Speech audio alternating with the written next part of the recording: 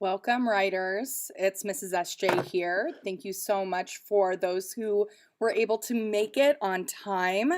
I am starting with just 3 minutes behind schedule, which is a big move in the right direction for me because I know that you guys are waiting. And so, thank you so much for being patient with me and using your tools when I do not show up on time. But we are here. We are on time. We are getting ready to continue our discussion about our fantasy fiction stories.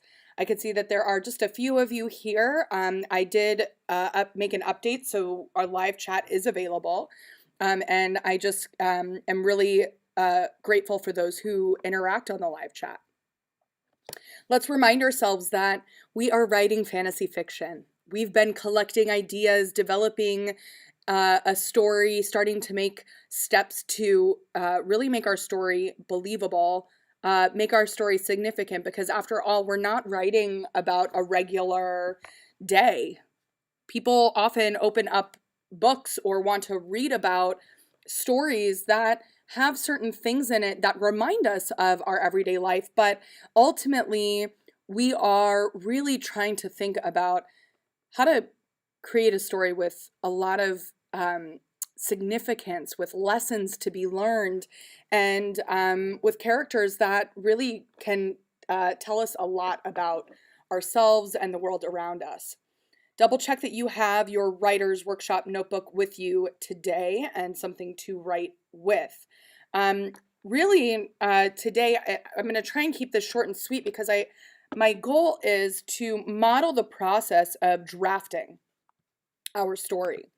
And so today, our teaching point is I can draft a story arc to draft my story. So say this with me again. I can draft a story arc to draft my story. Now, when we think of a really great story, let's take a look at our chart that we have here. Really, we've done a lot of work talking about how to create a strong, fully realized protagonist.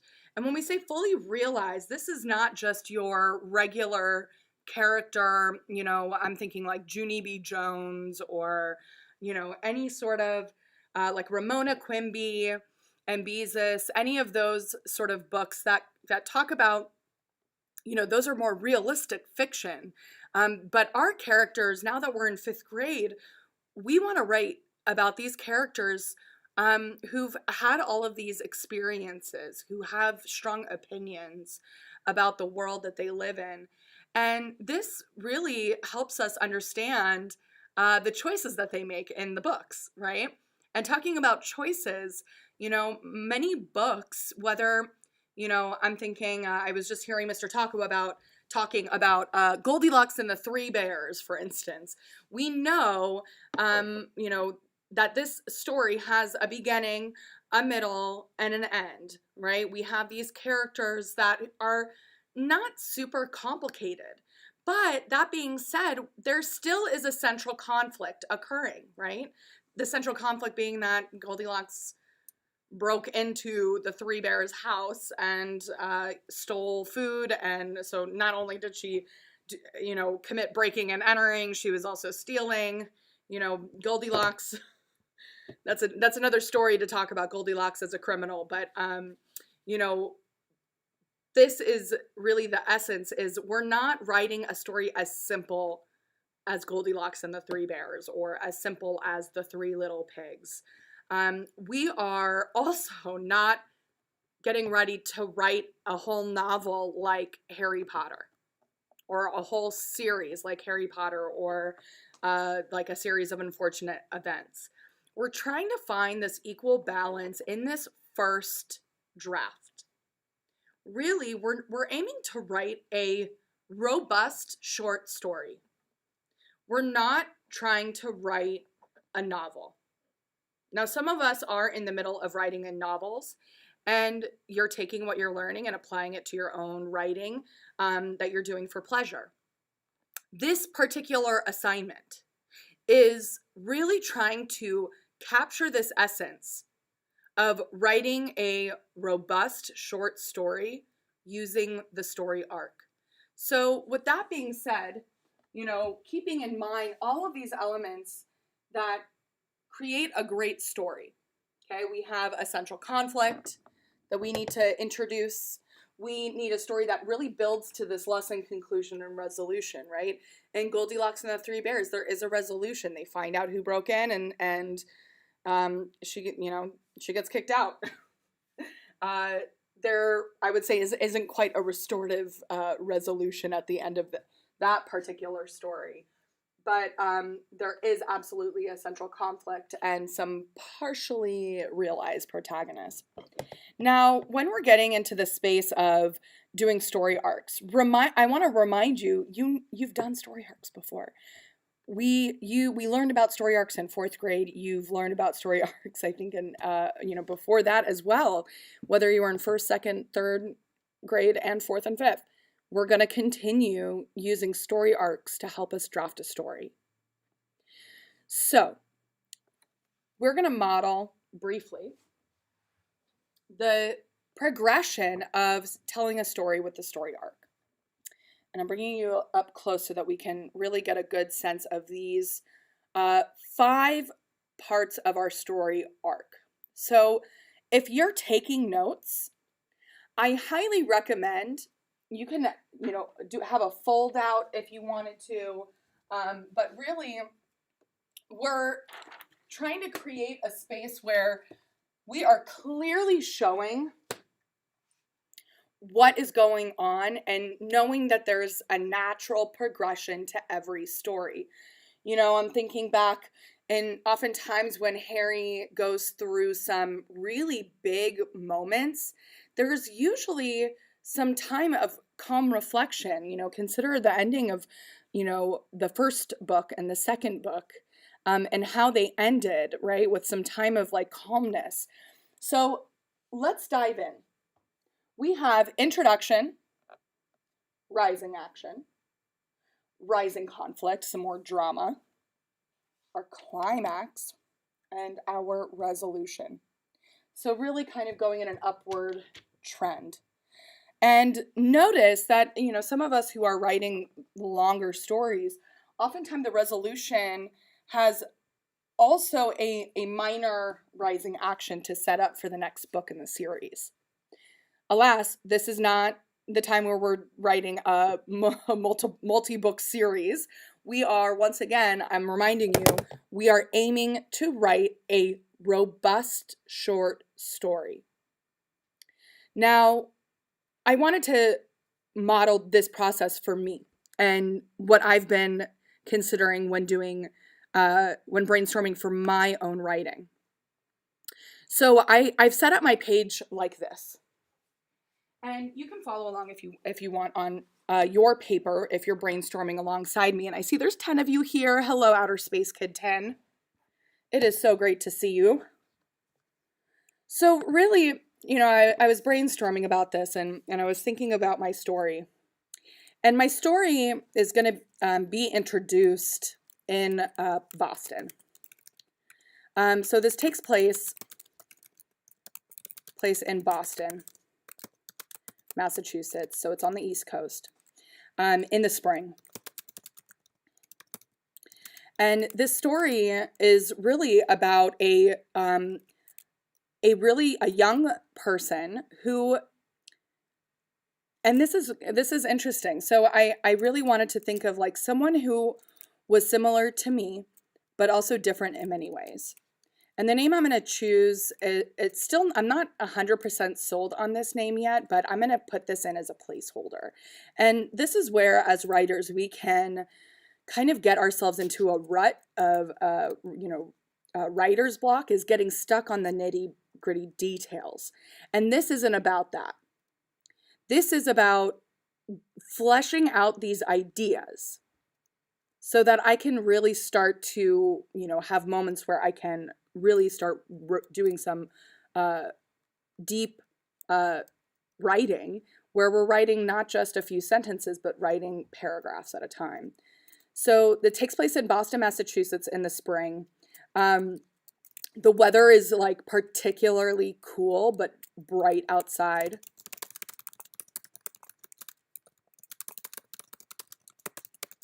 My character, the placeholder name I'm going to give her is Margot. Margot is a graduating senior at Emerson College, which is a private art school, like art-focused college. And she is majoring, or they are majoring in broadcasting. And I chose this for many reasons. Number one, this was my dream college that I wanted to go to, that I didn't go to, but I can kind of play like this what if game. And I remember the details of when I went to visit. I was 16 years old. And so those moments I'm really going to be taking with me, like when I've visited ancient cemeteries and, getting to walk and tour through the college and, just what it felt like when I went. So they're majoring in broadcasting.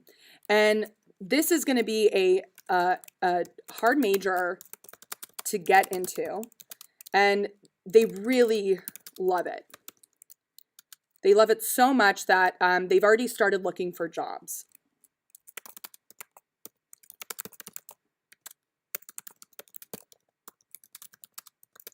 For when they graduate. And this is also really interesting because I'm modeling it very similar to the world that we live in. And you'll see the rising action and rising conflict is especially when things start to go wrong. So in my story, I'm introducing, they, really are loving where they live. And I also should say that their family lives, I'm going to choose Bellingham, in Bellingham, Washington. So she, and I'm making this choice because I want to really introduce how my character is feeling very alone in some ways because their family is not close by. In fact, their family is like a 3-hour time difference away.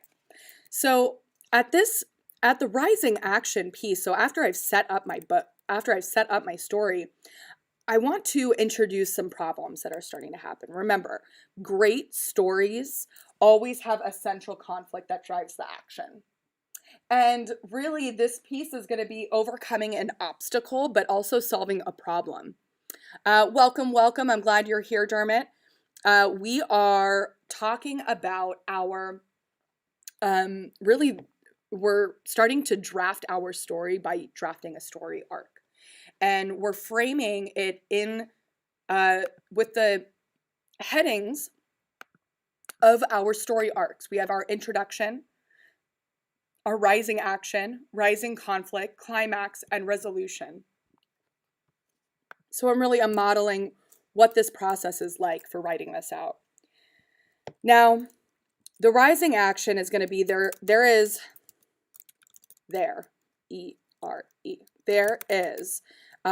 rising political conflict and strife and angst, I'll say, towards the media.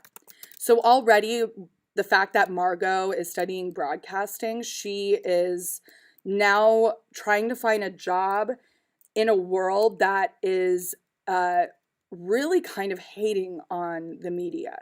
There's phrases that I'm sure you've heard of called fake news, and Margot hears the president and other very powerful government officials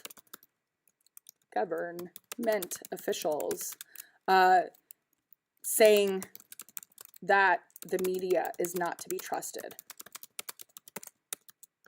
So this is kind of like switching, to a new headspace of like, oh my gosh, there's some parallels here. I'm taking things that are happening out in the world and using this to influence my story.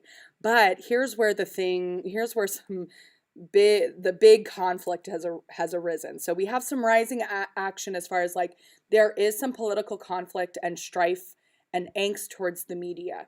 Okay. Now, and this language has been in my story going on for some time. And the big conflict, okay, that happens is that all of a sudden,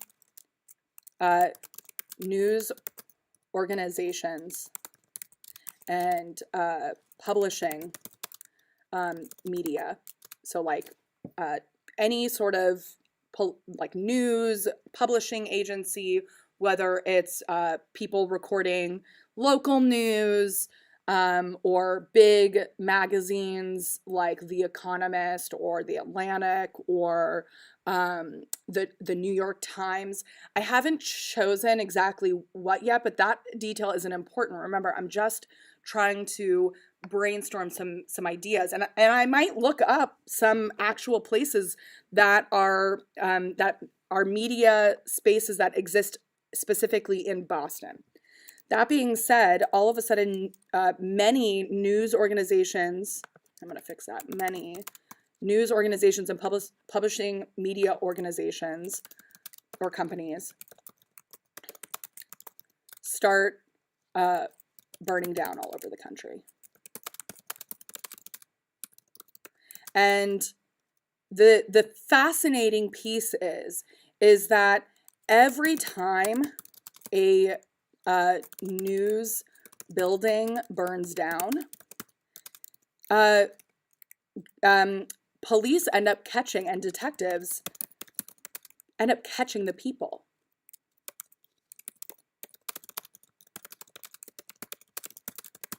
My fantastical element is introduced in this rising conflict, which is that when they are questioned, they have no memory of doing this. And they actually, when starting to like, they're admitted at first, taken to the police station, questioned, and then they're taken to the doctors because they've almost had this like amnesia moment, but their memory has just been wiped clean and they cannot remember anything from the past week. So they have lost their memory for the same amount of time. And this is happening all over the country. So these people who are doing it, they have nothing in common. And this really piques Margot's interest. And not just that, she's kind of concerned because she's trying to get a job at these different places. And so there's this added piece of saying like, oh my gosh, like, what if I go to this place and then tomorrow it burns down, right? So my climax, there is going to be a moment where Margot is finds a news organization she wants to work for. And she has gone in for her first interview. And as she's walking home at night, she sees someone walking towards that news organization that she had, and she intervenes and interrupts this person. And when she does that, she ends up figuring out that what has happened is these people are getting brainwashed. And really, and I see that you aren't able to see below, but what we're going to do is we're going to come back over here because I want to talk about how these things end up. Remember, I'm not writing a whole novel. I am writing a story that has to have an ending. So what happens with the brainwashing is they find out that people who have been eating a particular food and were the ones that were eventually told that they were brainwashed by ingesting a certain type of food. And that is what erases their memory and possesses them to do this deed. And so my story, because I've like kind of set this up, I might actually end it with the fact that Margot ends up getting the job where she was trying to work for. But not just that, she's now like, they haven't found the person who started this. So it's almost like the resolution is that she interrupted the person who is going to potentially burn down the agency. And then right after that, she ends up getting the job. And so in essence, that first part is resolved in the sense that she gets the job. She's like really trying to get a sense of who she is in her world. And they might even, after this, I might even write a second short story or the part 2 of this, where we start digging deeper into who are the people at the helm of all of this. So with that, I want to remind you that you are not writing an epic novel. That is not what this is about. This is about your ability to recognize these 3 elements of a great story, right? Right up here.